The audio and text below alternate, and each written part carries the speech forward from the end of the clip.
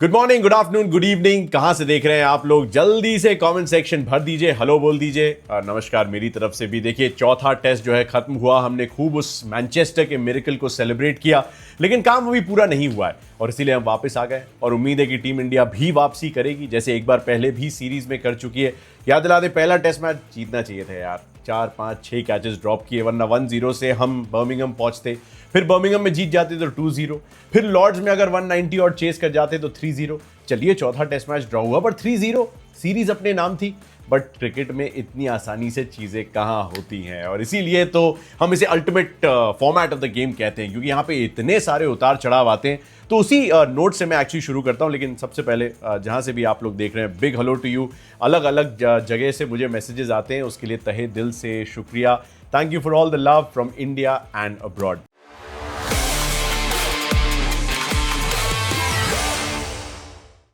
Now the important thing कि क्यों ये मुद्दा जो था मैं उठाना चाह रहा था, वो इसलिए क्योंकि मैं एक्चुअली आंकड़े चेक कर रहा था and I was absolutely blown away by some numbers. England का बैटिंग एवरेज इस सीरीज में 42.5, इंडिया का बैटिंग एवरेज 45.6, इंग्लैंड का बॉलिंग एवरेज 45.6, तो इंडिया का बॉलिंग एवरेज कम, विच इज बेटर, 42.5। इंडिविजुअल अगर हंड्रेड्स की बात की जाए तो इंग्लैंड ने बनाए हैं 7, इंडिया ने बनाए हैं 11, जिसमें शुभमन गिल का डबल 100 269 भी शामिल है। इंडिविजुअल 50 प्लस स्कोर्स की बात की जाए तो इंग्लैंड ने बनाए हैं 17, इंडिया ने बनाए हैं 23, यानी 6 मोर 50 प्लस स्कोर्स। अगर मोस्ट रन्स की बात की जाए, टॉप 5 रन स्कोरर्स इस सीरीज में, गिल 722, केएल राहुल 511, उन्होंने पहली बार एक सीरीज में 500 से ज्यादा रन बनाए, it's his best ever series. Rishabh Pant 479, unfortunately उनके लिए सीरीज खत्म हो गई है उस पैर में फ्रैक्चर के बाद, तो वो वापस चले जाएंगे, होपफुली चेयर करते नजर आएंगे ओवल में, उसके बाद वापस जाएंगे। But 479 could have been another batter with 500 plus runs. Number 3 on the list दोनों साइड्स को मिला के। नंबर 4 पे रविंद्र जडेजा, जिनकी ऑलरेडी ये बेस्ट एवर सीरीज रही है विद द बैट, 1000 रन से ज्यादा, 30 विकेट से ज्यादा इंग्लैंड के खिलाफ पूरे किए। सिर्फ गाफील्ड सोबर्स साहब ने ऐसा कारनामा इंग्लैंड में पहले किया था। तो 454 रन जडेजा साहब के, ये सिर्फ टॉप 4 रन गेटर्स हैं इस सीरीज के। उसके बाद एक इंग्लिश बैटर आता है मोस्ट विकेट्स जिन्होंने लिए हैं इस सीरीज में, उसमें स्टोक 17 नंबर पे 17 विकेट के साथ, बुमराह के 14, सिराज के 14, आकाशदीप के 11, यानी कि पहले को हटा दें तो बाकी 3 हमारे। फिर 5 विकेट हॉल्स की बात की जाए तो बेन स्टोक्स ने पिछले मैच में पहला और इकलौता 5 विकेट हॉल लिया था इंग्लैंड की तरफ से। उसके अलावा 4 5 विकेट हॉल हैं भारत की तरफ से, Siraj, Akashdeep, 2 Jasprit Bumrah. Now just think about it कि ये सब कुछ इंडिया की तरफ झुके होने के बावजूद इंडिया अभी भी 2-1 से पिछड़ रही है, और उसमें भी लड़ते झगड़ते हमने ड्रॉ किया, वरना 3-1 से पिछड़ जाने की पूरी नौबत आ चुकी। तो that's why it is such an interesting game, and इसीलिए इसको इतने सारे सीनियर क्रिकेटर्स, चाहे सनी गावस्कर हो या जैक कैलिस हो या रिकी पॉन्टिंग हो या राहुल द्रविड़ हो या कुमार संगकारा हो या सचिन तेंदुलकर या फिर हमारे विराट कोहली साहब, अक्सर कहते हैं अगर रिस्पेक्ट चाहिए अपने कलीग्स की, अपने पेयर्स की, अपने सीनियर्स की, तो क्रिकेट को सम्मान देने के लिए टेस्ट क्रिकेट प्लीज खेलिए, because that's how fine the margins are. Sometimes आपके सारे आंकड़े बताएंगे आप बेहतर टीम है, लेकिन बड़े मोमेंट्स पे अंडर प्रेशर कौन बेहतर खेल पाता है, वो इंग्लैंड ने बताया। So let's be honest, they have been the better side in key moments, but उन्हीं की मोमेंट्स में कैपिटलाइज कैसे करना है, ये सबक लेते हुए हमने पिछले टेस्ट में झोंक डाले। लगभग 150 ओवर खेलने थे,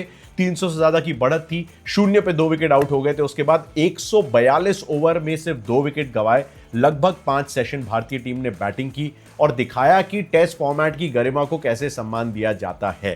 so that's in the past. Now आगे की तरफ चलते हैं, ओवल का मैदान। नाउ एक बड़ी अच्छी खूबसूरत याद जुड़ी हुई है, क्योंकि 1971 में हमने पहली टेस्ट विक्ट्री अपनी इंग्लैंड में इसी मैदान पे एंजॉय की थी। अजीत वाडेकर साहब हमारे कप्तान थे, सुनील गावस्कर ओपन करते थे, भगवत चंद्रशेखर, बिशन बेदी जैसे काबिल स्पिनर्स हमारे साथ थे, एकनाथ सोलकर साहब ने वो टेस्ट मैच खेला था।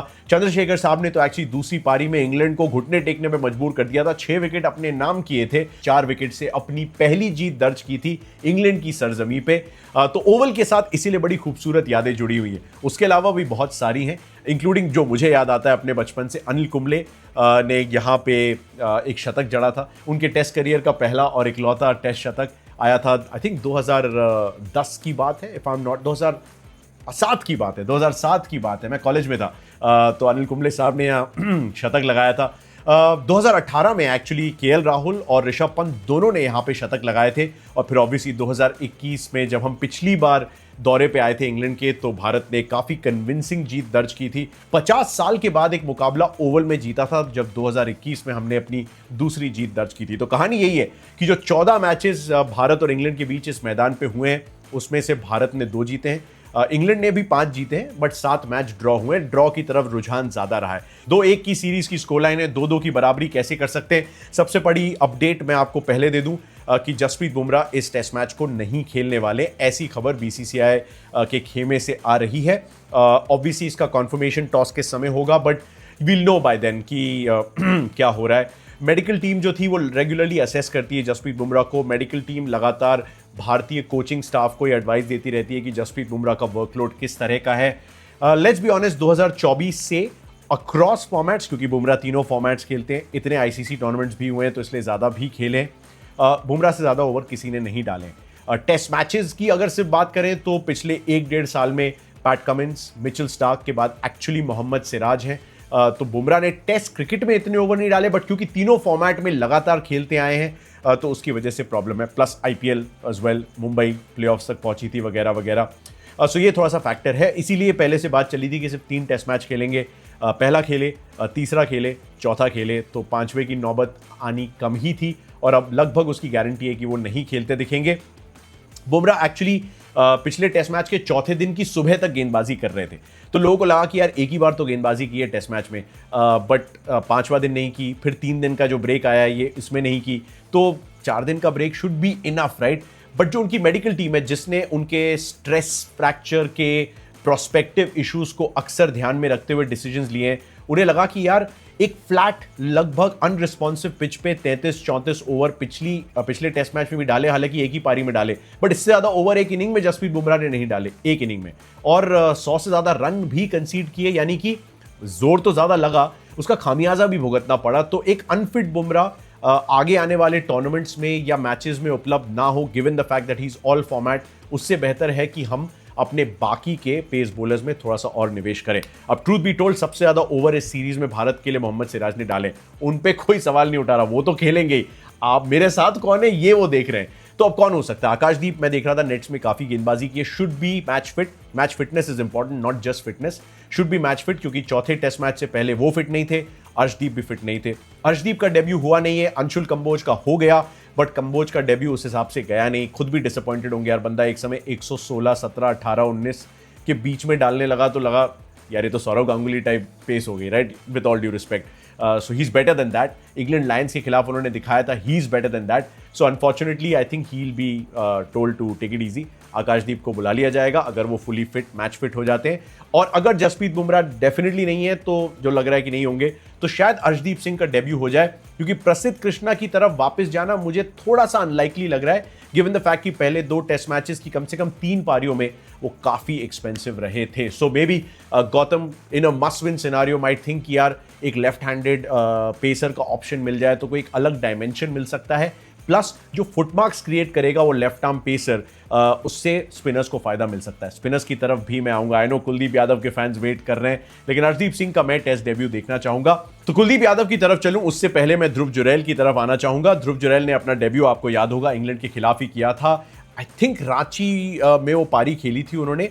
पहली इनिंग में कुछ 40 ऑड मारे थे और फिर 46 मारे थे I think, and second innings में 90 मारे थे। काफी टफ रांची की पिच थी, लेकिन बड़ी अच्छी खूबसूरत कहानी थी, बिकॉज MS धोनी एक विकेट कीपर बैटर के शहर में एक wicket keeper batter player of the match रहा था। तो जुरैल ने इंग्लैंड के खिलाफ अच्छा किया है, 63 का औसत है, 1 अर्धशतक भी है। इंग्लैंड लायंस के खिलाफ अभी खेल रहे थे, 4 पारियों में 3 अर्धशतक उन्होंने लगाए थे 75.7 के एवरेज से, और नंबर 5 पे आपको खेलते हुए नजर आएंगे आई थिंक जाडेजा से जस्ट ऊपर।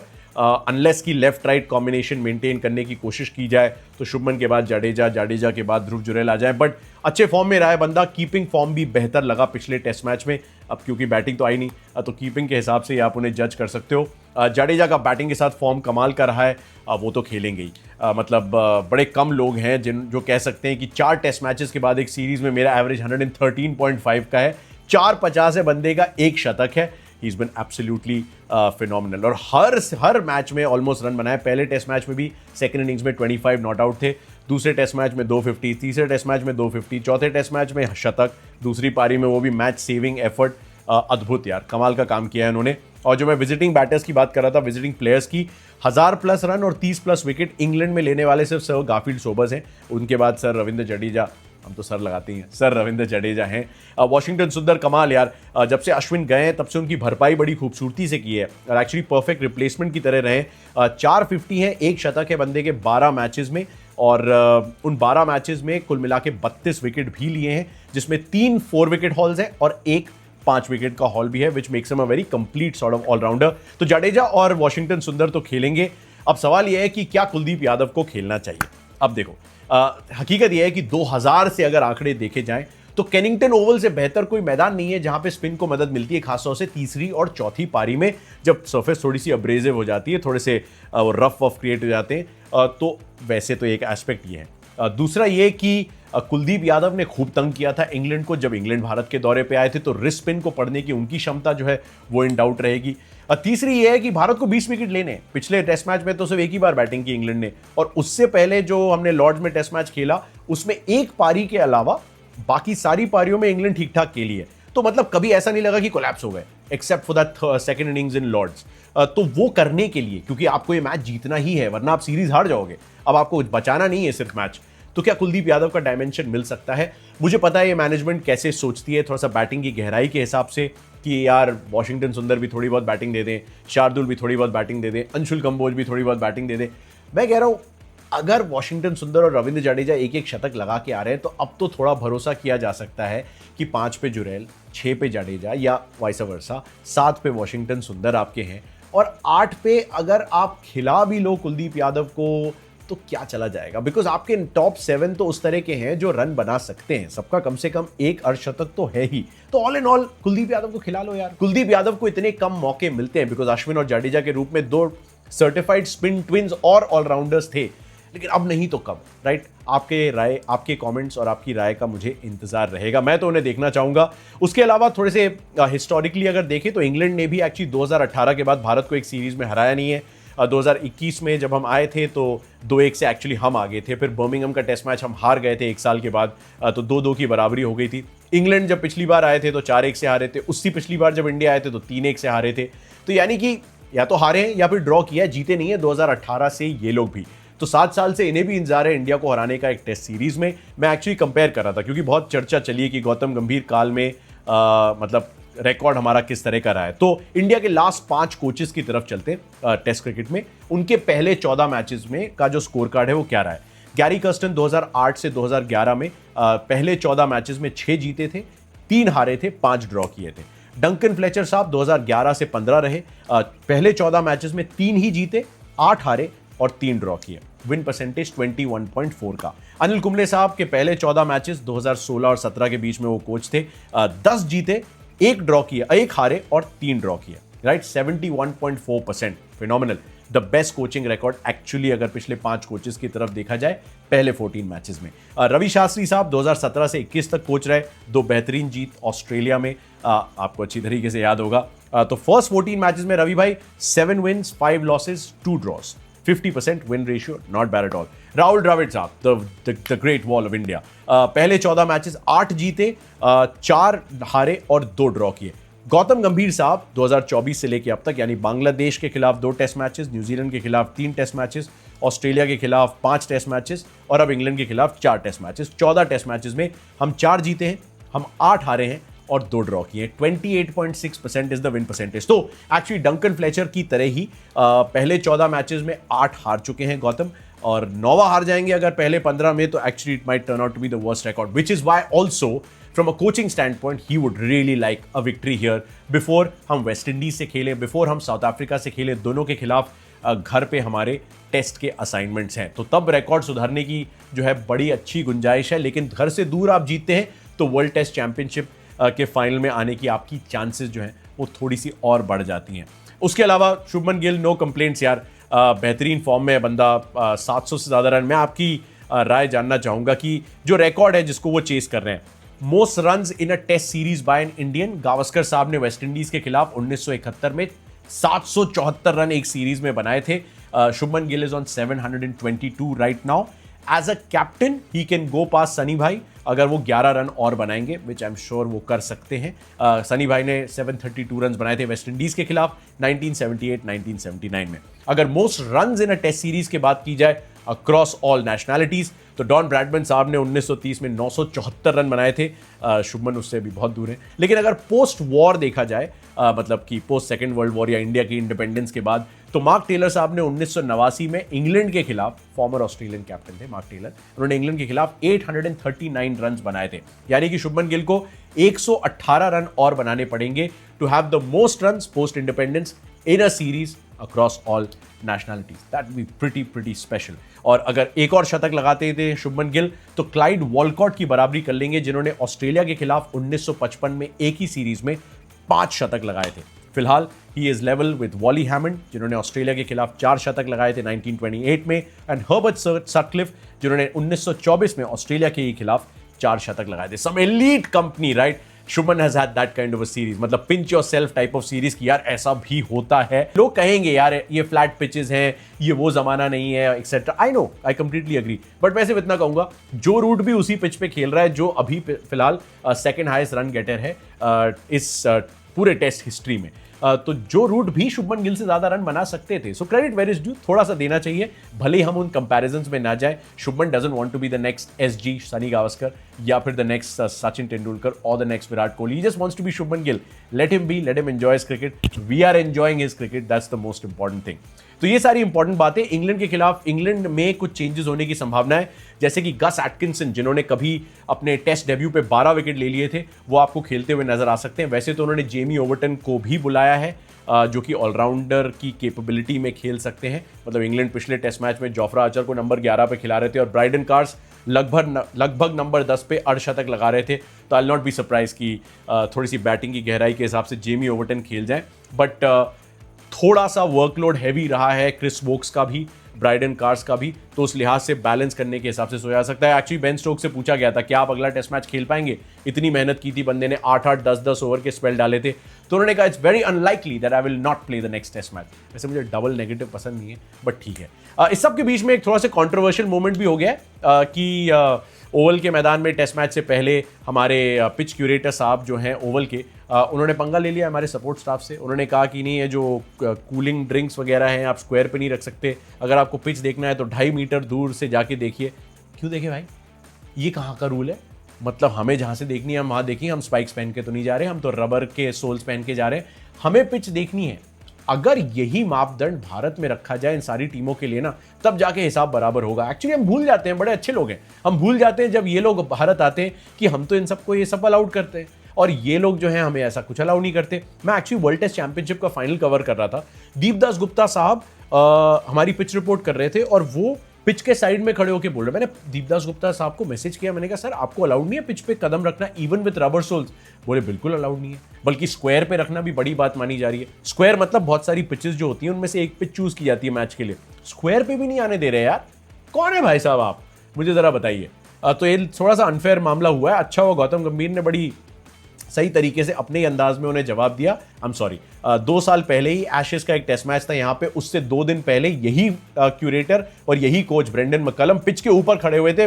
फोटो मैं आपको भेज रहा हूँ, आप देखिएगा और फिर मुझे बताइए कि अगर ये हो सकता है तो ये कहाँ का इंसाफ है। एब्सोल्यूटली रबिश यार। ये बेसिकली ये लोग हिल गए, इनको भी यकीन नहीं था कि एक यंग कैप्टन के अंडर एक टीम आएगी और आखिरी टेस्ट मैच तक मामला ले जाएगी। Basically slightly rattled. Psychological advantage की हम बात करते हैं, साइकोलॉजिकल माइंड गेम्स ये चल रहे हैं, लेकिन इंडिया के पास एडवांटेज है। जिस तरीके से लॉर्ड्स का टेस्ट मैच छोटी मार्जिन से हारे, जहां लग रहा था बहुत बड़े फासले से हारेंगे, और पिछला टेस्ट मैच जो है हम ड्रॉ कर गए 5 सेशन बैटिंग करके।